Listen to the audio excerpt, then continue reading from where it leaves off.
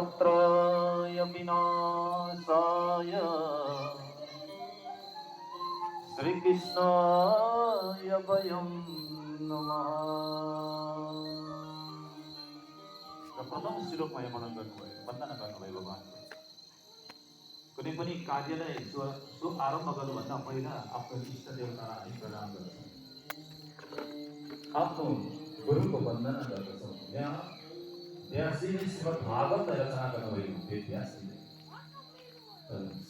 सर्वप्रथम भगवानको वन्दना गर्नुभयो, भगवान श्रीकृष्ण। सच्चिदानंद रूपा,